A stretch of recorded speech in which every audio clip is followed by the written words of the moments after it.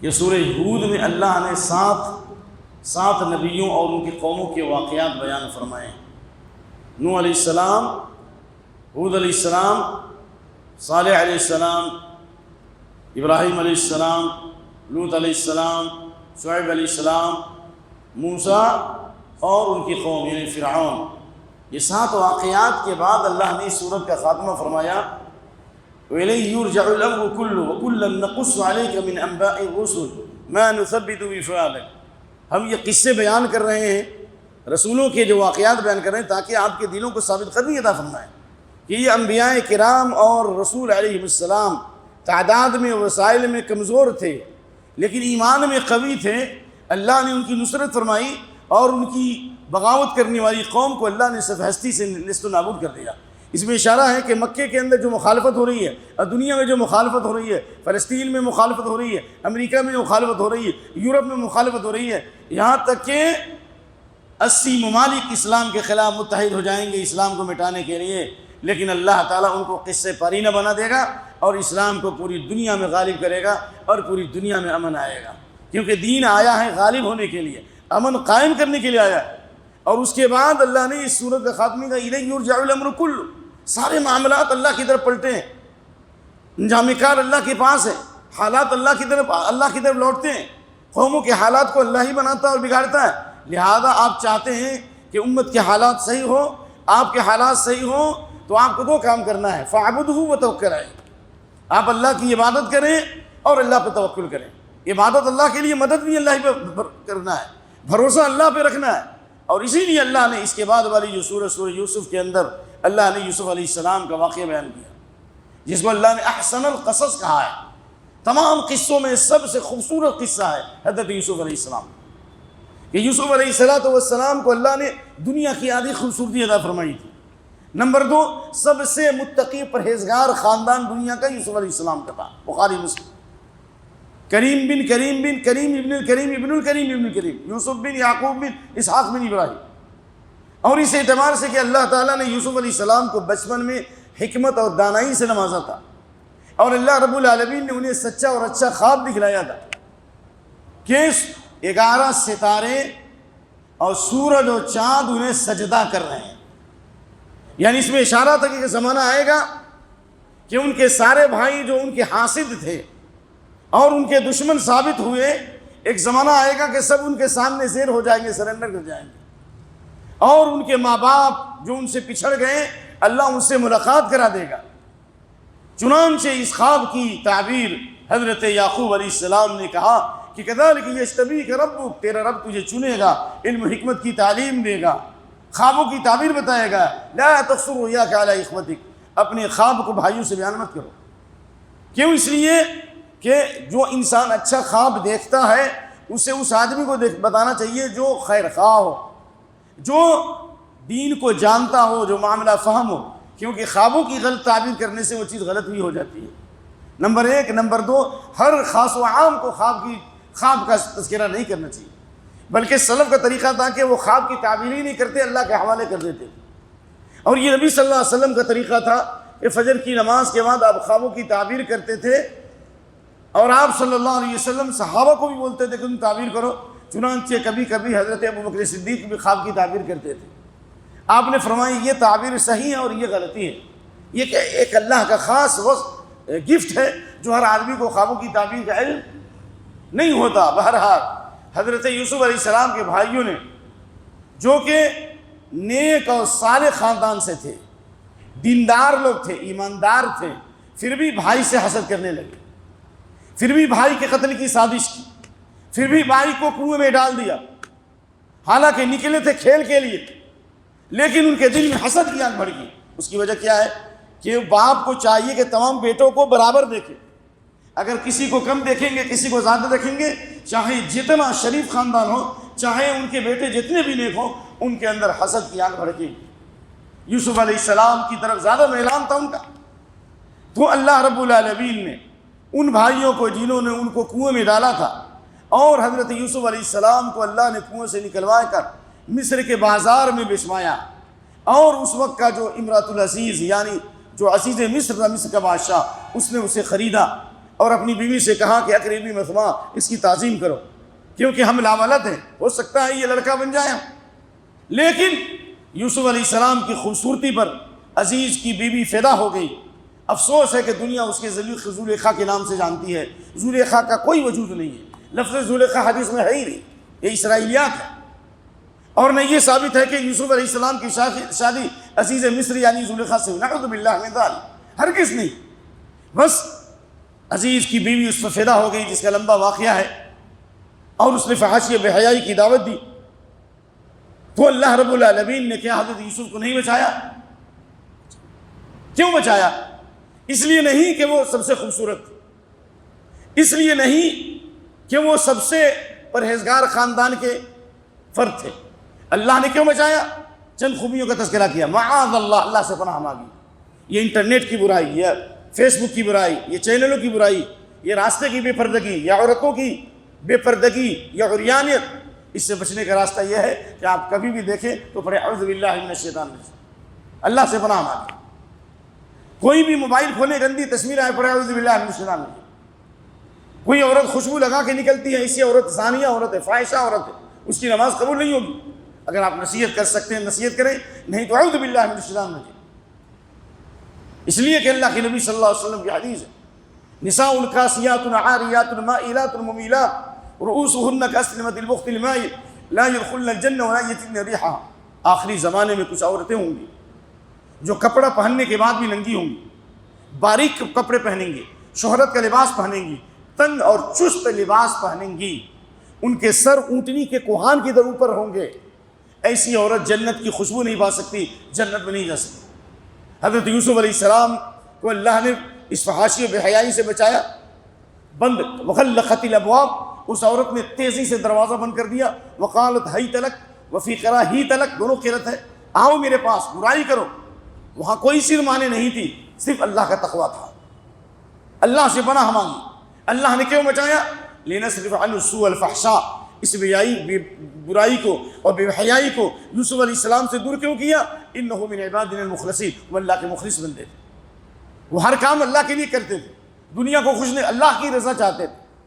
اس لیے کوئی ملک ہمیں نہیں بچا سکتا، کوئی سیاستداں ہمیں نہیں بچا سکتا، کوئی ایڈوکیٹ نہیں بچا سکتا، کوئی جج نہیں بچا سکتا. اللہ ہی بچائے گا، لیکن اللہ سے پناہ مانگو. نمبر 2، نیتوں میں اخلاص پیدا کرو، اللہ کی طرف لو لگاؤ. اللہ رب العالمین نے حضرت یوسف علیہ السلام کے اس واقعے میں، جب یوسف علیہ السلام جب برائی سے باز آ گئے، یہاں تک کہ اسی جرم کی پاداش میں جب عزیز کی بیوی نے اور دوسری عورتوں نے ان پر فدا ہو کر انہیں بے حیائی کی دعوت دی اور انہیں دھمکی کی کہ اگر برائی نہیں کیا تو جیل کی سلاخوں میں ڈالا جائے گا، کالی کوٹری میں ڈالا جائے گا. قال رب السجن احب الی مما یدعوننی الیہ، اللہ جیل کی زندگی میرے لیے اس بے حیائی سے بہتر ہے. اللہ تو اس برائی کو دور کر دے. حضرت یوسف علیہ السلام جیل کی سلاخوں میں 20 سنین، کم سے کم 7 سال رہے. کم سے کم کتنے سال رہے؟ 7 سال رہے. اتنی لمبی مدت زندگی گزاری کہ اللہ نے جیل سے نہیں نکالا. اور وہ سارے بھائی جنہوں نے کنویں میں ڈالا تھا سب ذلیل نہیں ہوئے، اور نکالا بھی جیل سے ایمان کی بنیاد پر، 1 تقویٰ کی بنیاد پر، 2 حکمت کی بنیاد پر. ایمان اللہ پر تھا پکا، اور تقویٰ تھا، پرہیزگاری اختیار کی تھی، علم و حکمت تھا. 2 قیدیوں نے خواب دیکھا تھا جس کا واقعہ اس موجود ہے. اتنا ٹائم نہیں ہے کہ ہم واقعہ بیان کر سکیں. خواب کی معافی چاہتا ہوں، ٹائم نہیں ہے. خوابوں کی تعبیر کی.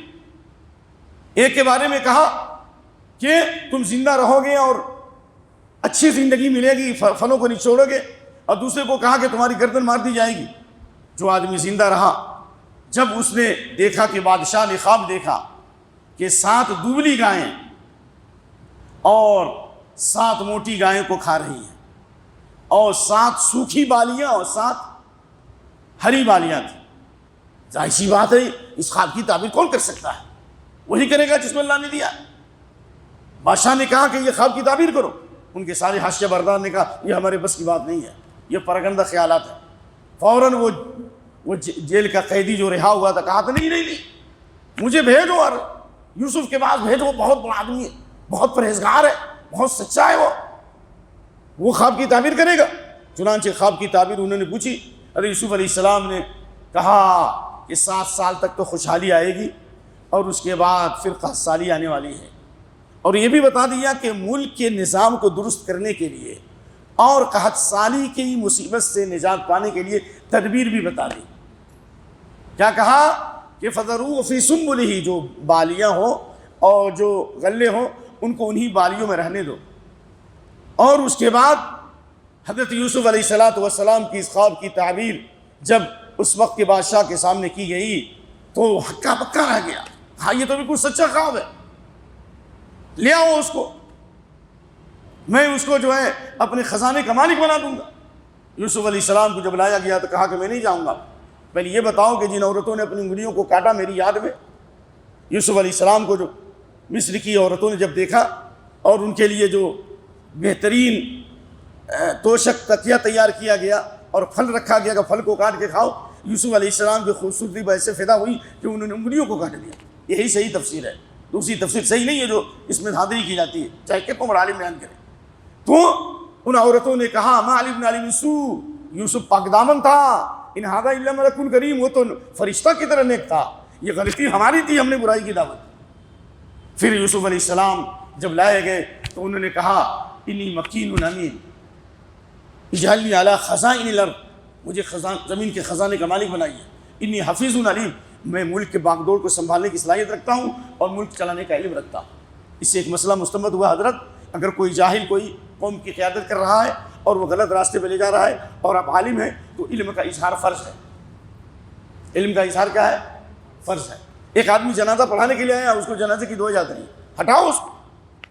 اس میں ایک واقعہ بتائیں گے ابراہیم بھائی، ایک گاؤں میں گئے ہم، وہاں پہ ایک پرانے بزرگ تھے، انہوں نے کہا کہ ہم جنازہ پڑھائیں گے، ہم نے کہا میں پڑھاؤں گا، ابھی نئے فارغ ہوا، کہا میں پڑھاؤں گا، ہم نے کہا میں پڑھاؤں گا، تو مجھے آ گیا جوش، ہم نے کہا کہ جنازے کی دعا یاد ہے؟ کہا یاد ہے، کہا پڑھو، پڑھا اللہم اغفر لحینا ومیتنا وشاہدنا اور غائبنا، غائبنا کے بعد ہی غائب ہو گیا، یاد ہی نہیں، حالانکہ مولانا تھا وہ، کیسا مولانا ہے، افسوس ہے۔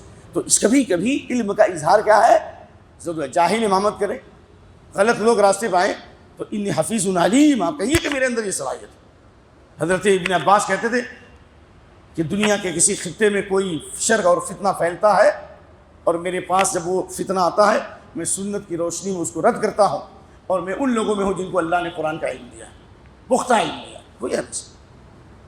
تمہارا حضرت یوسف علیہ السلام مصر کے بے تاج بادشاہ ہو گئے، اور وہ سارے بھائی جب غلہ لینے کے لیے آئے دو بار تو پہچان لیا، اور بڑی حکمت سے انہوں نے اپنے ایک بھائی بنیامین کو روک لیا، اور اس کے بعد میں دوبارہ آئے تو حضرت یوسف علیہ السلام نے پوچھا هل علمتم ما فعلتم یوسف، بھائیوں نے نہیں پہچانا، دونوں بار نہیں پہچانا، کہا مصر کا بادشاہ یوسف کیسے ہو سکتا ہے، ہم نے تو اس کو کنویں میں ڈال دیا تھا، وہ تو مر گیا ہوگا یا کہیں قیدی بن گیا ہوگا، اس کو کیا معلوم کہ جس کے خلاف حسد کیا جائے، جس پر ظلم کیا جائے، اگر ایمان اور تقوی کے ساتھ زندگی گزارے گا اللہ حاسدوں کو تباہ کر دے گا، برباد کر دے گا، اور اللہ تعالیٰ اس غریب اور کمزور کو اونچا کر دے گا۔ شیطان نے حسد کیا حضرت آدم علیہ السلام کو، سجدہ نہیں کیا، قیامت تک لعنت۔ حضرت آدم سے بھول ہوئی، توبہ کیا، اللہ نے ان کی نسل میں اللہ تعالیٰ نے سارے خیر کا سلسلہ جاری کر دیا۔ چنانچہ یہ سارے ظالم بھائی یوسف علیہ السلام کے سامنے کھڑے تھے، اور انہوں نے کہا حضرت یوسف نے کہ یہ تو بتاؤ، اب تک تو غلے کا سارا معاملہ ہو گیا، دو بار غلہ بھیج دیا، تم نے یوسف کے ساتھ کیا غداری کی اور ان کے بھائی کے ساتھ غداری کی کہ نہیں کی؟ ہاں، یہ پریشان، ارے یہ مصر کا بادشاہ ہے، اس کو یوسف کے بارے میں کیسے پتا؟ ایسا تو نہیں ہے، تم ہی یوسف ہو؟ کہاں ہے یوسف؟ اللہ اکبر، انا یوسف، میں ہی یوسف ہوں، اور یہ میرا بھائی بنیامین ہے۔ قد من اللہ علینا، اللہ نے میرے اوپر احسان کیا ہے۔ کیوں احسان کیا؟ دو خوبیوں کی وجہ سے۔ پہلی خوبی کیا تھی؟ انہ من یتقی ویصبر، جو تقوی اختیار کرے گا، پرہیزگاری اختیار کرے گا، پرہیزگاری کیوں اختیار کی؟ زنا نہیں کیا، فحاشی نہیں کی، عریانیت نہیں کی، اپنے مالک کی بیوی کے ساتھ برا کام نہیں کیا، کیونکہ پڑوس کی عورت سے زنا کرنا 10 عورتوں سے بھی زنا کرنے کے برابر ہے، اتنا بڑا گناہ ہے، بہت بڑا گناہ ہے۔ اور دوسری یہ کہ میں نے صبر کیا، جیل میں ڈالے گئے صبر کیا، کنویں میں ڈالے گئے صبر کیا، تو اللہ نے دیکھو کتنی بڑی بادشاہت عطا فرمائی۔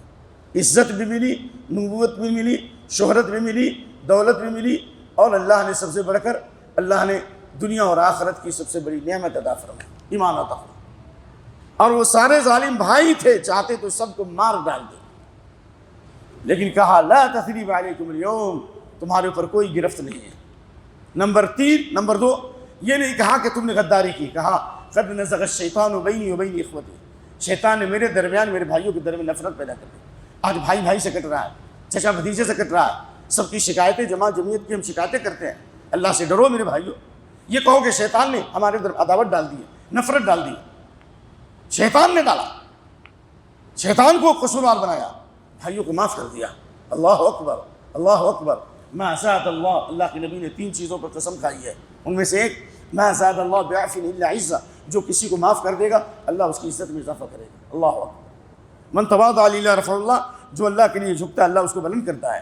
تو یہ سارے ظالم بھائیوں کو معاف کر دیا، اور یوسف علیہ السلام کے والدین اور وہ باپ جو روتے روتے ان کی آنکھ بالکل سفید ہو گئی تھی، یوسف علیہ السلام نے ان کے لیے تخت بچھایا اور ان کو تخت پر بیٹھایا۔ اس میں اشارہ ہے کہ ماں باپ کو نیچے نہیں بیٹھا، تم کرسی پر نیچے بیٹھو، ماں باپ کو کرسی پر بیٹھو۔ بعض سلف کہتے تھے اگر ماں باپ چھت پر ہو، اگر ماں باپ نیچے ہوں تو اس سلف صالحین چھت پہ نہیں جاتے تھے کہ اس میں ماں باپ کی توہین، اتنا تقویٰ تھا۔ اپنے ماں باپ کو تخت پہ بٹھایا، کہا یا بتی ھذا تعبیر رؤیا، یہ تو خواب کی تعبیر ہے، اللہ نے سچ کر دکھلایا، اللہ نے آپ کو ملا دیا۔ اللہ اکبر۔ اور وہ دعا کی، زوردار دعا کی تھی، بہت زوردار دعا کی، ساری نعمتیں مل گئی، ساری چیزیں حاصل ہو گئیں۔ خواب دیکھنے کے 40 سال کے بعد یہ ساری نعمتیں ملی۔ ہم چاہتے ہیں ایک ہی دن میں ٹاٹا برلا ہو جائے، ایک دن امبانی اور جاپانی ہو جائے، کیا ہو؟ 40 سال تک صبر کیا، کہا رب قد آتیتنی من الملک، یہ بادشاہت تو نے عطا فرمائی، یہ بادشاہت اللہ کا انعام ہے۔ ہندوستان کے اندر بڑے صغیر ہندو پاک میں بعض جماعتیں ہیں جن کا مقصد ہے ہم حکومت قائم کریں گے۔ ارے ظالم، تو اپنے اوپر حکومت نہ لا سکا، اپنے گھر میں حکومت نہ لا سکا، اپنی عورتوں کو پردہ نہ لا سکا، اپنے پاجامے کی اصلاح نہ کر سکا، تو اسلامی حکومت قائم کرے گا؟ پہلے اپنے گھر میں تو اسلام لاؤ۔ حکومت، مقصد حکومت اللہ کا انعام، حکومت اللہ کا گفٹ۔ رب قد آتیتنی من الملک، تو نے بادشاہت عطا فرمائی، علمتنی من تعبیر، تو نے خوابوں کی تعبیر دی ہے، فاطر السماوات والارض، آسمان و زمین کو پیدا کرنے والے تو ہی دنیا میں کارساز ہے، توفنی مسلما والحقنی بالصالحین، اسلام کی حالت میں موت دے، کہیں دولت پر فدا نہ ہو جاؤں، کہیں یہ دنیا کے فتنے کے شکار نہ ہو جاؤں، نیک لوگوں سے ملا دے، یعنی انبیاء، صدیقین، شہداء، صالحین کی جماعت سے ملا دے۔ اللہ نے یہ واقعہ بیان کرنے کے بعد کہا کہ یہ واقعہ جو ان کے بھائی مکر و فریب کر رہے تھے، آپ اس وقت موجود نہیں تھے، یعنی آپ عالم الغیب نہیں ہیں۔ اور اس کے بعد اللہ تعالیٰ نے آگے چند نصیحتیں کی، وما اکثر الناس ولو حرصت بالمؤمنین، اکثر لوگ ایمان لانے والے نہیں ہیں۔ ان کے سارے بھائی غلطی پر تھے، یوسف علیہ السلام حق پر تھے۔ ایمان لانے والے کم ہوں گے اور کفر کرنے والے زیادہ۔ نمبر 1۔ نمبر 2، وما یؤمن اکثرهم الا وهم مشرکون، اکثر لوگ ایمان لائیں گے بھی تو ان کے عقیدے میں شرک ہوگا۔ اب اگر افطاری میں گیٹ بند کر دیجیے، اگر کبھی مجھ کو موقع دیجیے، اگر آپ لوگ گیٹ بند کر کے سب کے توحید اور شرک کو اگر چیک کرنا ہو تو نمبر دیکھو، اس کے موبائل کو چیک کرو، اس کے ہاتھ کو پکڑو، اس کے گردن کو پکڑو۔ نہ معلوم 1/3 لوگوں کے ہاتھوں میں دھاگا اور تعویذ اور پلیتے اور ڈنڈے، اور نہ معلوم کیسی کیسی انگوٹھیاں ہیں قسمت بنانے والی۔ اسی آیت سے حضرت حذیفہ نے استدلال کیا تھا، ایک آدمی کے ہاتھ میں دھاگا تھا اور کہا کہ یہ دھاگا اس لیے ہے تاکہ بخار سے ہم بچیں، کہا کہ یہ شرک ہے، بخار سے دھاگا باندھنا، یہ کڑا باندھنا کیا ہے؟ شرک ہے۔ دلیل یہی، وما یؤمن اکثرهم الا وهم مشرکون، اکثر لوگ اللہ پر ایمان لاتے ہوئے کیا کرتے ہیں؟ شرک کرتے ہیں۔ اور اس کے بعد تیسری نصیحت اللہ نے کی، 108 قل هذه سبیلی ادعو الی اللہ علی بصیرۃ انا ومن اتبعنی، میں اور میرے ماننے والے کدھر بلاتے ہیں؟ کدھر؟ اللہ کی طرف بلاتے ہیں، نفس کی طرف، شخصیت کی طرف، فرقے کی طرف نہیں، اللہ کی توحید کی طرف۔ اور بلانے کے لیے ضروری علم ہونا چاہیے۔ میں اور میرے ماننے والے اللہ کی طرف بلاتے ہیں، اور بولا دعوت کے لیے علم ضروری، بصیرت ضروری ہے۔ اندھا اندھیرے کو کیا راستہ بتائے گا بھائی؟ ایک کسی جماعت تبلیغ کے، کوئی دعوت تبلیغ کے امیر تھے، انہوں نے اپنے مریدوں کو یہ سکھلایا کہ امیر کی ہر حال میں اتباع کی جائے، چاہے صحیح ہو یا غلط۔ چنانچہ وضو فرما رہے تھے اور وہاں پہ کھائی تھی، وضو کرتے کرتے کھائی میں چلے گئے، ان کے جتنے مرید تھے دیکھا کہ ہمارے مرید سے کھائی میں چلے گئے، وہ بھی کھائی میں چلے گئے. یہ اتباع نہیں ہے، یہ اتباع نہیں. دعوت دینے کے لیے تو علم ضروری ہے، یقین ضروری ہے. حضرت یوسف علیہ السلام نے خواب کی جو تعبیر کی، خواب کی تعبیر سے پہلے انہوں نے توحید کی دعوت دی. ارباب متفرقون خیر ام اللہ الواحد القہار، بہت سارے معبودان بہتر ہے ایک اللہ جو واحد القہار ہے. دعوت دی کہ نہیں توحید؟ اسی توحید کی دعوت کی برکت سے جیل سے نکالے گئے، مصر کے بے تاج بادشاہ بن گئے. اللہ نے ساری نعمتیں دی. ہندوستان میں جینا ہے تو ایک ہی راستہ ہے، اور وہ ہے تامرون بالمعروف وتنہون عن المنکر ادعو الی اللہ علی بصیرہ. عزت کی اگر مسلمان زندگی چاہتے ہیں، کوئی پرزے پر لکھا ہوا قانون ہماری حفاظت نہیں کر سکتا، کوئی لیڈر حفاظت نہیں کر سکتا. اللہ حفاظت کرے گا. پہلے توحید کی دعوت دو. واللہ یعصمک من الناس بلغ ما انزل الیک، تب کہا واللہ دعوت کا کام کرو گے اللہ تمہاری حفاظت کرے گا. تو اس لیے الحمدللہ کل بھی آئی ٹیک کی طرف سے آج بھی پروگرام تھا مسجد توحید. 7 ٹام سے غیر مسلموں کو جمع کر کے توحید کی دعوت دی گئی، ان کی افطاری کرایا گیا. اللہ ان کے خامیوں کی اصلاح فرمائے اور ان تمام کوششوں کو اللہ قبول فرمائے. اور اللہ نے اس قصے کا خاتمہ فرمایا حتیٰ اذا استیأس الرسل. بہت عظیم آیت ہے. ایک زمانہ آیا رسول مایوس ہو گئے، ساری طوفانی ہوائیں چل رہی ہیں، پوری دنیا دشمن ہے. رسول مایوس ہونے لگے کہ اب اللہ کی مدد کب آئے گی. اور ان کا خیال آیا کہ اب ان کو جھٹلا دیا گیا، اب وہ تباہ کر دیے جائیں گے. اچانک اللہ کی مدد آئی اور اللہ نے ظالموں کو تباہ کر دیا، انبیاء ان کے ماننے والوں کو بچا لیا. حق کی فتح ہر دور میں ہوئی. ظالموں کو سے اللہ بدلہ لے گا. کسی گناہ کی سزا اللہ جلدی نہیں دیتا. مشرک کو اللہ دنیا میں مہلت دے سکتا ہے، لیکن زمین پہ جو ظلم کرے گا بندوں پر، اللہ اس کو مہلت نہیں دیتا، نہیں دیتا، نہیں دیتا. ان اللہ لیملی الظالم حتی اذا اخذہ لم یفلت. ظالم کو اللہ مہلت دیتا ہے، جب پکڑتا ہے تو چھوڑتا نہیں ہے. پوری ظالم تاریخ دیکھ جاؤ، ہٹلر کی تاریخ دیکھ جاؤ، عاد فرعون سمود کی تاریخ دیکھ جاؤ، سب کو اللہ نے پکڑا کہ نہیں پکڑا. تو انشاءاللہ یہ یورپ اور امریکہ اور یہ یہود جو ظلم کی انتہا پر پہنچ چکے ہیں، اللہ قوی عزیز جبار سماوات والارض سے امید اگر یہ ہدایت کے مستحق نہیں ہے، اللہ انہیں عاد کی طرح، سمود کی طرح، فرعون کی طرح تباہ و برباد کر دے. ان لشکروں پر اپنے لشکروں کو مسلط کر دے. مظلوموں کی مدد فرما اے اللہ، مظلوموں کی مدد فرما اے اللہ، مظلوموں کی مدد فرما اور ان ظالموں پر اپنے لشکروں کو مسلط کر دے. اللہم انا نجعلک فی نحورہم ونعوذ بک من شرورہم. سبحان ربک رب العزۃ عما یصفون وسلام علی المرسلین والحمد للہ رب العالمین.